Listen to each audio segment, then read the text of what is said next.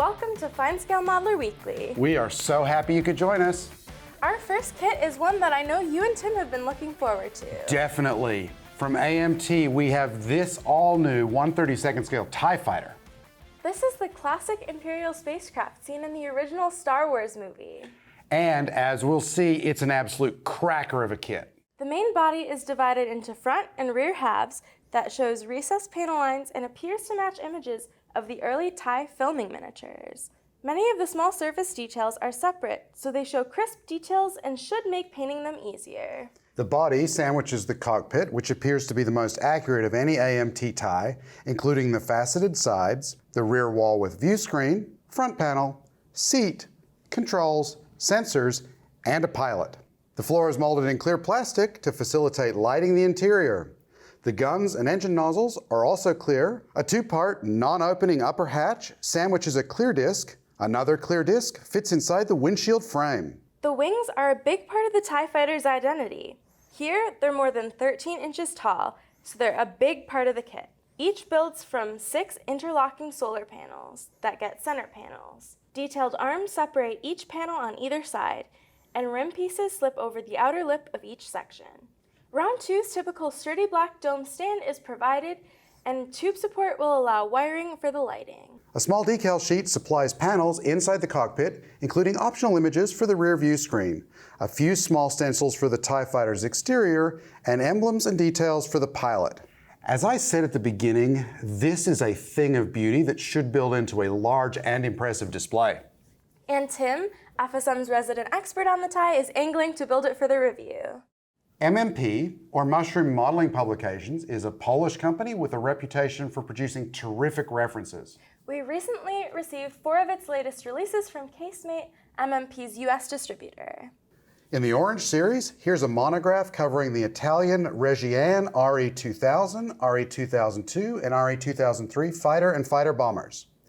At 174 pages, this softcover has to be the quintessential reference on this subject, featuring period photos as well as those of preserved aircraft, images from contemporary technical manuals, detailed scale drawings, and color profiles. It's a tour de force on the planes. In MMP's White series, this is Finnish trainer colors 1930 to 1945.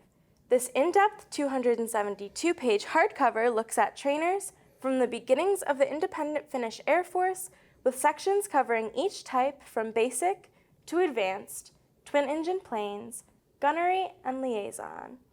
A final chapter details camo and markings. The Green series covers military vehicles, including this book, Real Weathering. Not a how-to book, this 156-page softcover uses photos of tanks, APCs, and trucks to show real-world examples of weathering, including dirt and dust, engine and exhausts, fuel, grease, and oil, mud, rust, and tracks. Lastly, this thin 56-page softcover details P-47 Razorbacks in 8th Air Force colors. Working through the various fighter groups that operated the P-47, this book is page after page of beautifully rendered profiles that provide plenty of inspiration. There is just a ton of reference here, and we're modelers, we like books. Based on the successful Zero fighter, the Nakajima A6M2N was a floatplane fighter used by the Japanese Navy from 1942 on. Like the Japanese Navy, Eduard has updated its 1/48 scale A6M family to include the Rufe. Like other kits in the family, the airframe parts are marked with fine recessed lines and rivets.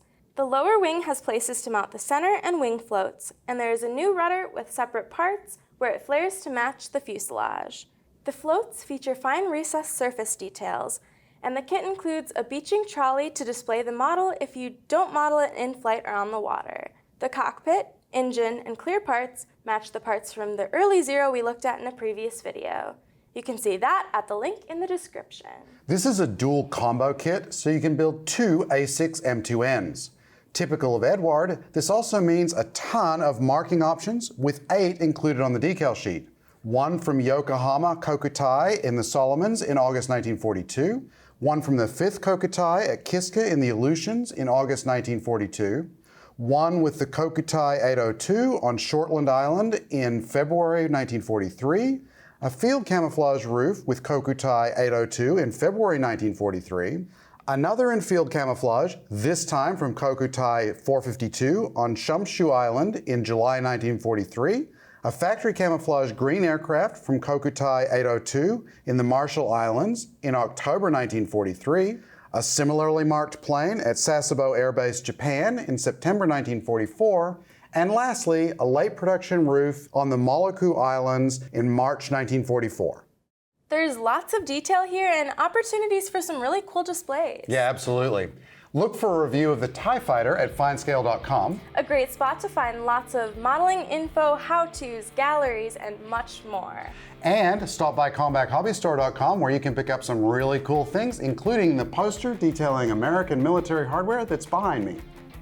FineScale Modeler Weekly, brought to you by Hobby Zone USA, your source for hobby storage solutions, hard-to-find hobby tools, and aftermarket modeling needs, and by Cult TV Man's Hobby Shop, the place to go for sci-fi and fantasy kits, decals, details, lighting sets, masks, and more. It's out of this world.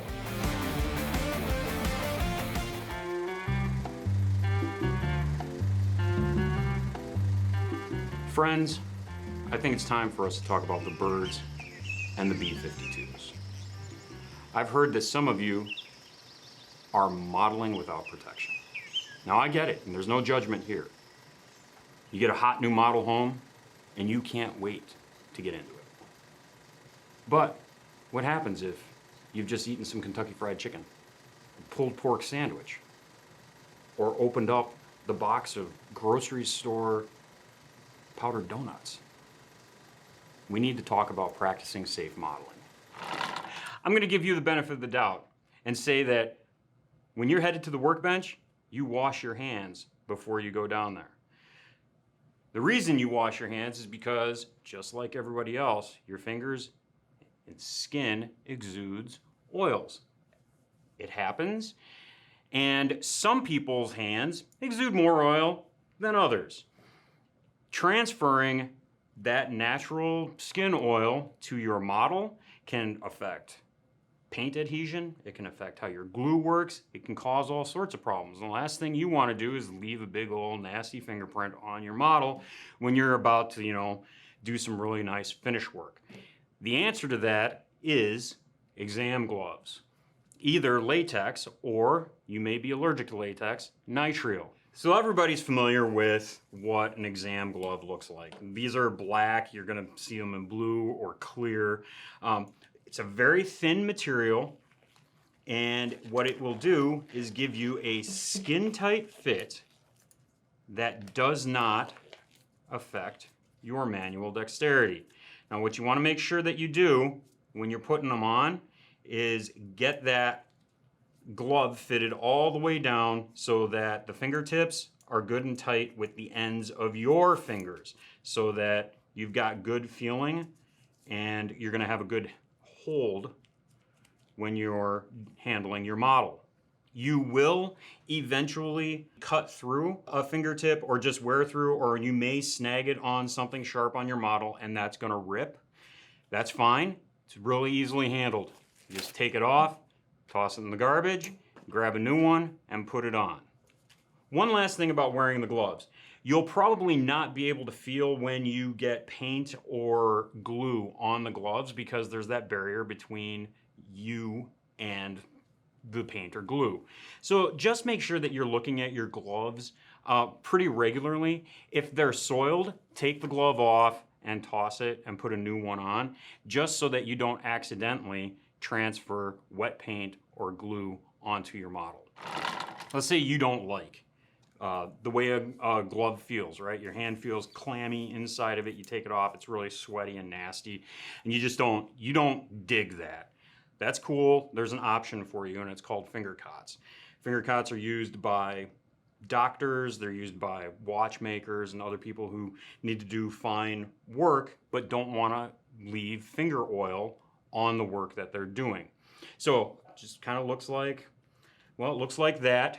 Get your mind out of the gutter. So the finger cots, all you have to do, they're basically just the tip of those nitrile gloves, and you just unroll them onto the end of your finger.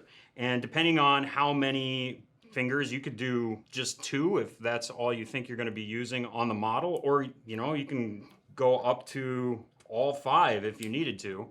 But basically, a finger cot will do the same thing for you that the exam gloves will do, but you don't have the rest of the exam glove on your hand. When you're done with them, you just unroll them, roll them off, and you can go ahead and toss them.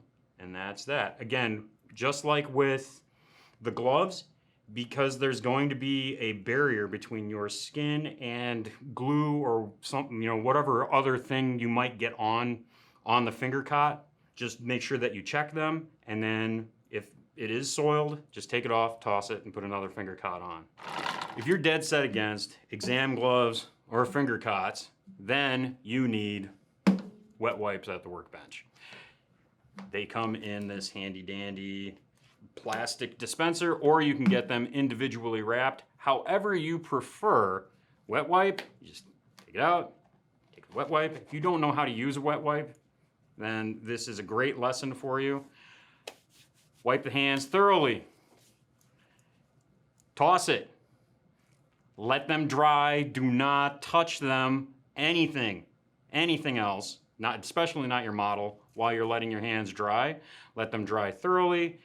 You can, while they're drying, close up the handy dandy dispenser.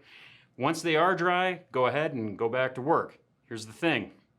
Make sure you're using them maybe every 15 or 20 minutes, just to make sure that you don't have any residue on your hands.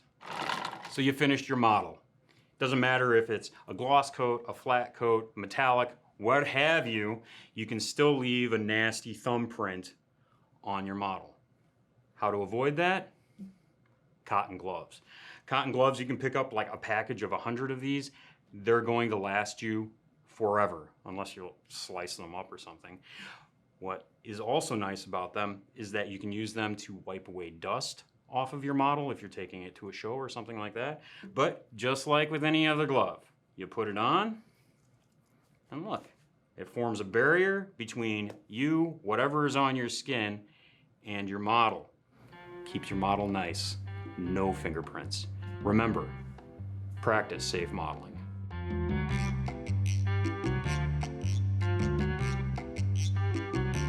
I want to start off this wrap-up with a thank you to everybody who comes out to, you know, the shows that we're at, and then come up to us and are super supportive. They want to come up and discuss what's happening in the hobby, want to discuss techniques and skills and kits and all those sorts of things. Thank you guys so much for making us feel welcome when we come out to cover the shows. Surprisingly, we actually like talking about modeling. Imagine that.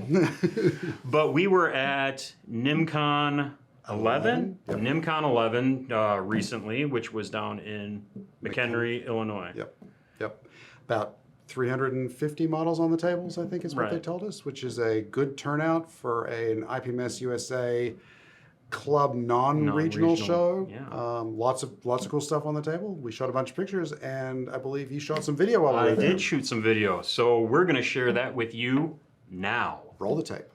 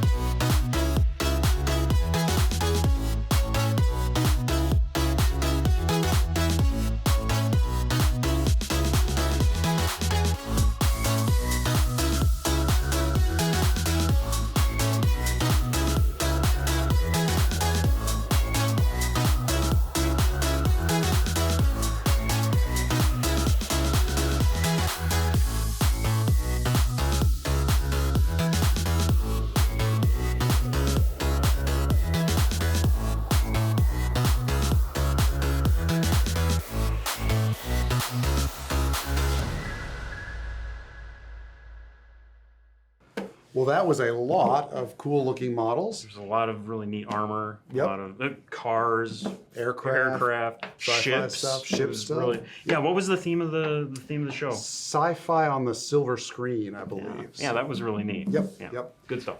If you like those models, check out the gallery. You can find that at the link in the description below. Or maybe there's a link up here too that you might be able to use. There's links everywhere. They're all over the place. So, which is one of many show galleries we have on our website, FineScale.com. Thanks for watching. We'll see you next time. Non-opera. I wrote this. Why can't I say it? No one told me there'd be math. Did you just swear? No, I said shoot. Okay. Was a float pan. Ugh. No. I was not making fun of you any more than normal. This is a glove! Let's give him a clean take after that. Tube smash. Huda! Exam gloves. What is wrong? I don't know what's wrong, Aaron. I have no idea. If you if you are dead set against If you were dead set against Tim finishing this. exactly, Tim is sabotaging himself. God, I lost my place, Andrea. I lost my place. Remember.